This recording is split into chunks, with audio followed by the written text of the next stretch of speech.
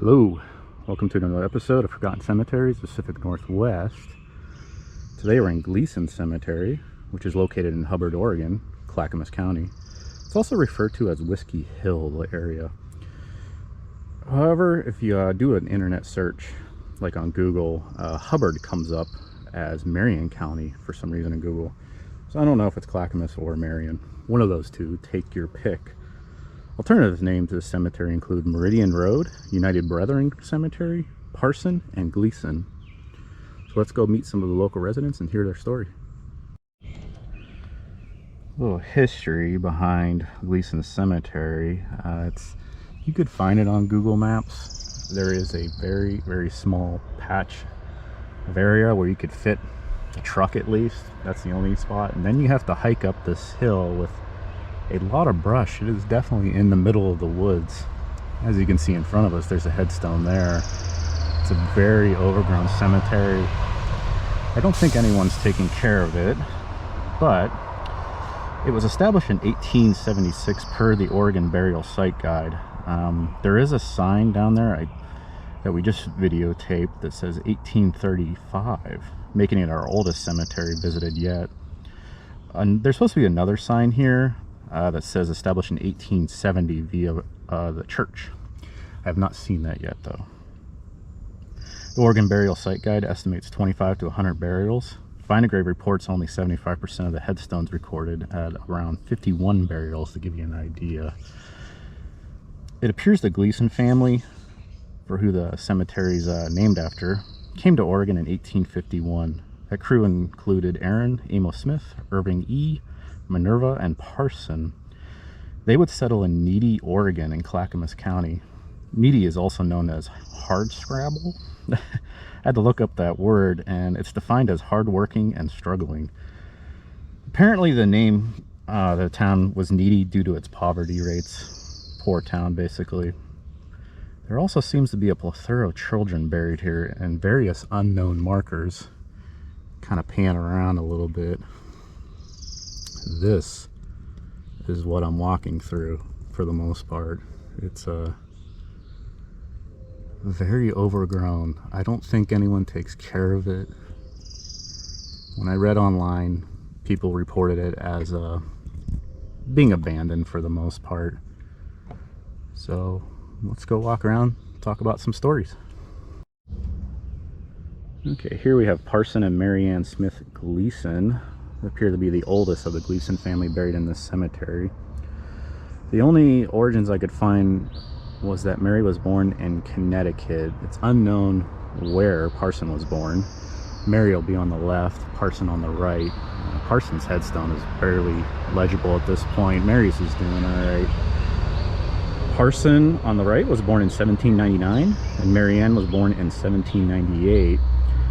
Little side note on Find the Grave. It says that Mary was first married to a man named Peter Bevins. Other than that, very limited information. I couldn't find anything on them. And here we have Jesse Lowe Choate. One of those two. He's one of the earlier birth dates in this cemetery. He was born in 1806 in Maryland. Came to Oregon in 1850 and became a farmer by trade. He is married to a woman named Ragana. He married her in 1835.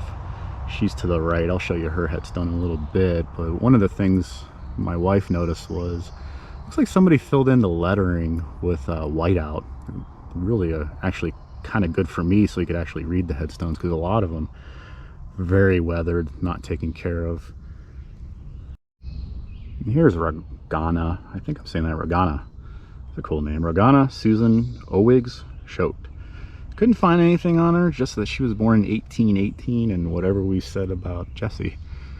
They are side by side here. Here is Truman Lawrence Bonney, born in 1835. Below him is his wife, Louisiana Tennessee Baker Bonney. What a name. She was born in Missouri, interestingly enough. Seems to be a big Bonney family tree here, but I couldn't find much on the information on the ones buried at this cemetery. Only that in 1845, some came to Oregon and some broke off, headed to California. However, there is an interesting story I came about Truman's mother, Jane Elkins Bonnie. She's not buried here, but her survival story is absolutely insane. And looking at the names and the children that are in this cemetery, I don't even think they'd be here if it wasn't for her. So, Jane was born in 1808 in New York. Couldn't find the exact tribe involved, but at the age of 3, her relatives and entire family were massacred by Native Americans near Buffalo, New York. Jane would be scalped herself and left for dead. Somehow she survived and was found by a stranger who cared for her. The name of that family that took care of her is Elkins. Couldn't find anything on them, unfortunately. Fast forward a little bit, she would marry a man named Jarius Obadiah Bonnie II in 1838. They would travel the plains in 1845 with their 7 children. 1845 was the earliest pioneers to travel, obviously, so kind of puts them in that spectrum of early arrivals. Jane's time with the Native Americans wasn't exactly over, as warlike Indians harassed the Bonnies the entire route, apparently, with several near misses of being massacred. The Bonnie family eventually ran out of provisions and had to bunker up in a fort in California in 1845 to 1846, fighting off more Native American attacks while nearly starving that winter. In the spring of 1846, they packed up and made their way to Oregon. This was during a time when there was no road exactly. They just kind of guessed and made their way successfully. Sadly, later on in life, Jane would suffer a horrible death. From what a Find a Grave user posted, it looks like she was smoking a pipe and the contents hit her lap, igniting her cotton dress. She suffered terrible burns and would eventually die. I think it was like 12 hours later after that event, so not the best death. Jane was 81 years old when she died. She is buried at Four Corners Cemetery, located in Wamak, Oregon. Alright, this one took a while to find, mainly because the Find a Grave picture, which we've talked about before, this headstone used to be upright, pristine condition. All the ivy you've seen around there was all cleared off, and it used to be up by this little curb area. There seems to be a little plot just north of us. I don't see any headstones in there, maybe 1 or 2, but this one has seen better days. So here we have Virginia Q. Foster White. She was born in 1813 in Virginia, like her name. It took me a while to track down Virginia and her family. She would travel to Oregon in 1852, however, not without heartbreak. We'll talk about that trail in a bit here. So Virginia married a man named Peter White in 1843. Looks like they sold or just outright left their farm in Fulton, Missouri in the spring of 1852, with plans to take the Oregon Trail. On June 2nd, 1852, the wagon train had to make a stop in Deer Creek, Wyoming to make repairs to the wagons. Sadly, Peter would get cholera and die. His burial is thought to be somewhere along Deer Creek. However, the exact marker is unknown. Virginia would arrive in Oregon with no food or crops and somehow survive the fall of 1852. Fortunately, Virginia had friends that previously arrived in Oregon, and they shared potatoes with her. The story goes is that they dug a hole in the earth and built a log cabin around it. Apparently that plot of land and farm were in the family until the late 1980s. Virginia would remarry in 1853 to a man named Jacob Bratt, but would divorce him in 1859. Allegedly, Jacob liked the bottle a little too much and wasn't reliable, and there were frequent reports of clashes between Virginia and Jacob. One day, Virginia finally had enough of this shit, apparently, got her rifle, firing at Jacob, sent him packing away. Okay, figured I'd come to the very start of the cemetery and show you how to get to it. So, there's a little parking right here that you can park your vehicle. Might be enough for 2. But I have a pretty big truck right now. I had to buy a new one, long bed. Really like it. So here's that sign that's hidden.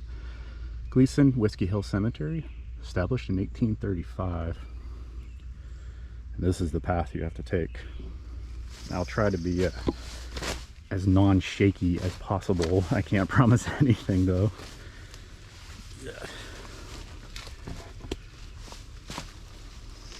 Got a new tripod. Definitely a lot more easier to read the higher headstones. You come in here, wear long pants and hiking boots, because that's what you're walking through.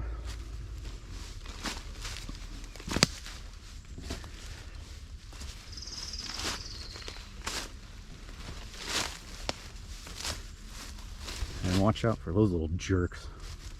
Those things hurt, and they like to be right in the middle of the path for you.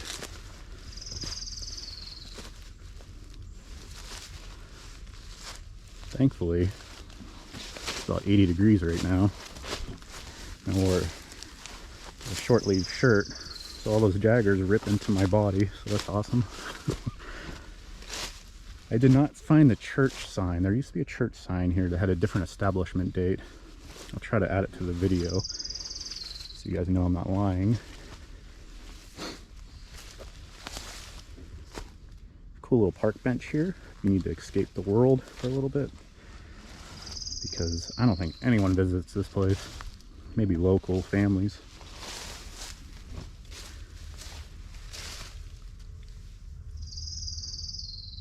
This one's in pretty good shape. It's hard to read for me though. Maybe you guys can read it.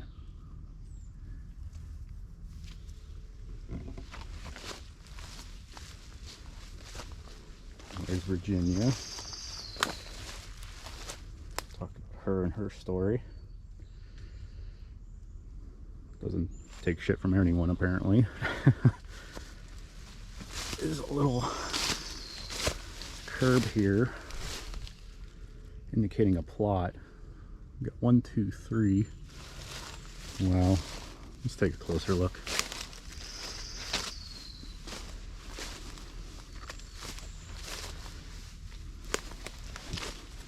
Yeah. So we have Arthur A. Some writing on the bottom. Like I said, I can't really see it right now, but the camera really enhances stuff.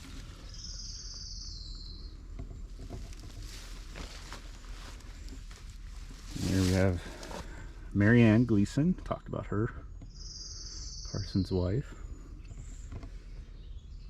As you can see, really looks like something out of a movie, with the ivy coming over the headstones and such.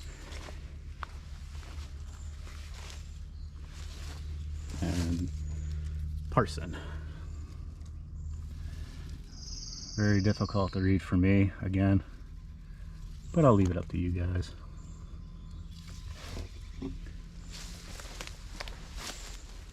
It seems that there's just headstones everywhere, just randomly put. Like, there could be one in there for all we know, and I'll show you one in a little bit that my wife found that was kind of hidden in the back. Incidentally, it was in the best shape. Here we have Jesse, show 8, born in 1806. Whoever put white out on this, good job, because that's really cool. Helps people discover individuals they're looking for. We talked about her.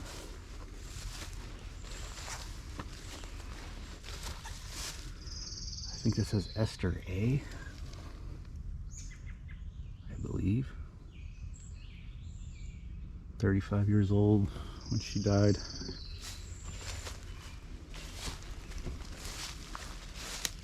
There's one from 1928, John Taylor.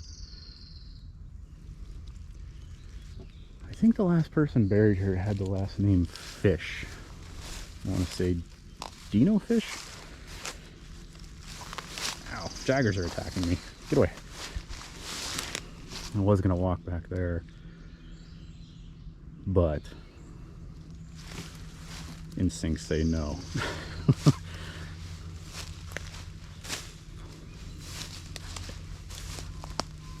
Maybe I'll gear up a little better if I ever come here again. We have someone over there.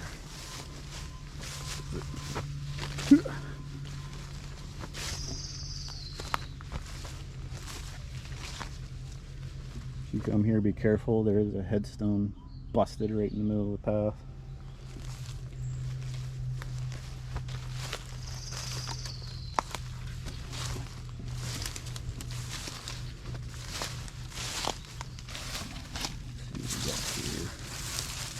can't even tell if the writing's on this side or not. Try the other side. Oh, there we go.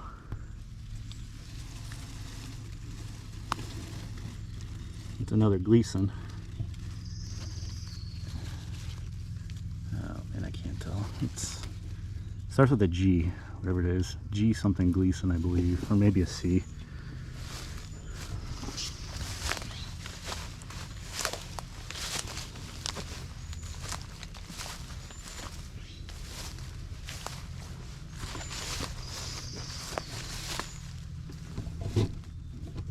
Here's another Gleason. Ulysses. And it looks like Janus. It's hard to read, but it is another Gleason.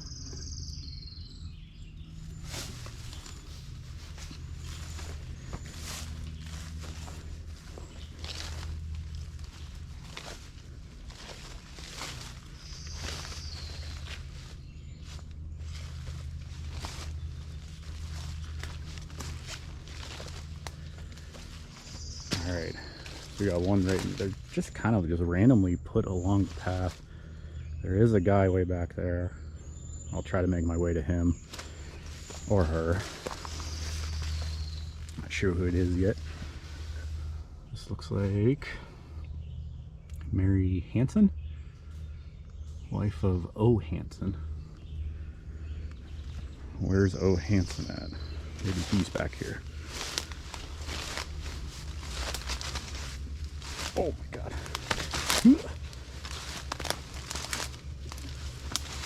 And way back here we have not O. Hansen, but Irina Harris.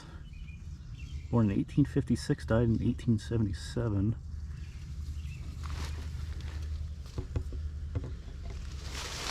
Jeez, I'm really curious if something's back there.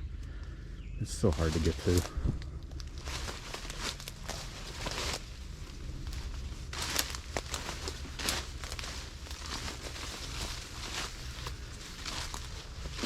Uh, 80 degrees. I think a mosquito hit me just now. Mosquitoes couldn't wait.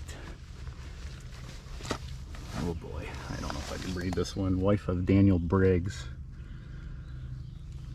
Let's see if you can see it. Let's check out the footage. So is this Daniel Briggs? Yeah, it is Daniel.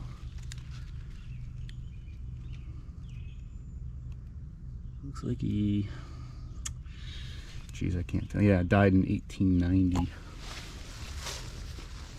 Let's see if we got anything back here.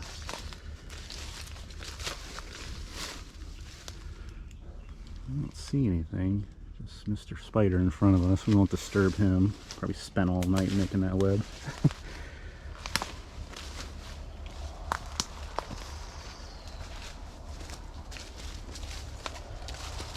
Go low. Sorry if the camera's going all over the place. A little obstacle course here. Here's a very young death.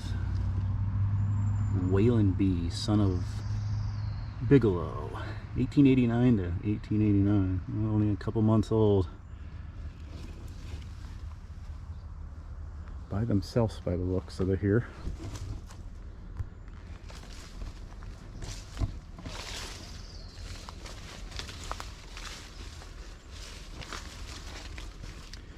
I'd have to say maybe this is my first true abandoned cemetery. It looks like one of those places where maybe someone stops by once in a while and does what they can.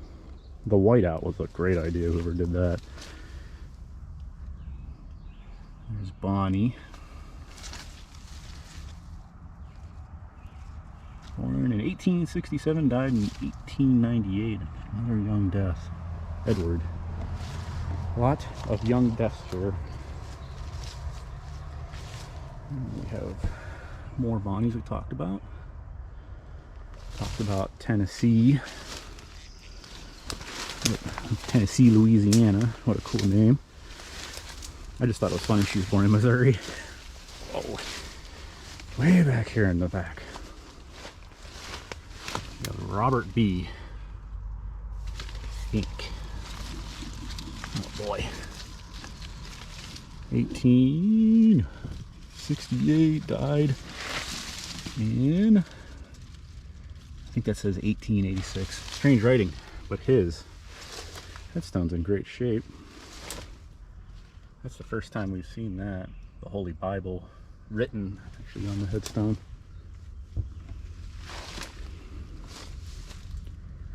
Could be someone in there. There is a lot of overgrowth. I think there is a World War I veteran here. Keep our eyes open for him.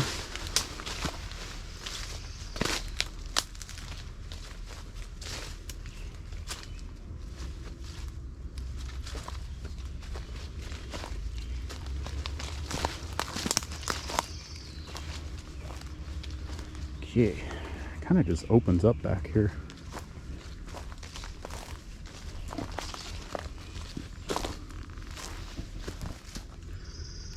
Here we have Jacob Schwinsweiser. I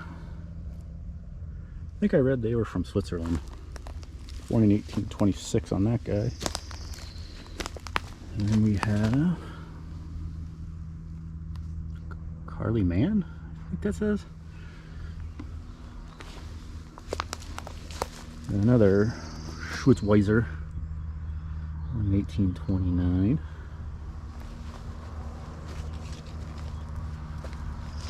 And then we have Ayman. And sure enough, there is someone way in there. How am I gonna do this? I think I'm gonna shove this selfie stick in there. A lot of branches to fight. Maybe you could tell me what that says later, because I can barely read. I think it says Zella from here. And Raymond, I think. That is a tough one to get to. Not too bad. And that kinda is the end of the tour, because there are more here hidden. I think there's 25% more actually. And I didn't find two of the names that were on Find a Grave. One was what's his name? William Dino Fish. He had kind of a unique T-bar design to his headstone, so I was looking forward to seeing that. But he appears to be the last person buried here in 1940, which made it kind of funny. I couldn't find his headstone. And then there was Taylor, the last name. He was a World War I vet. I was hoping to find him as well. But usually those ones are kind of like the lawn style, so I would fully expect that one to be lost in the earth, especially in this cemetery. And then there was Finzers. They were from Switzerland. I did not find them. So that is the end of the tour. I hope you enjoyed this one. This was a very unique one. A lot of fun to research with what limited information was out there. Anyways, I'll have to find more like this. This was a cool one. If you have any more recommendations on other cemeteries to visit in the state of Oregon, feel free to comment.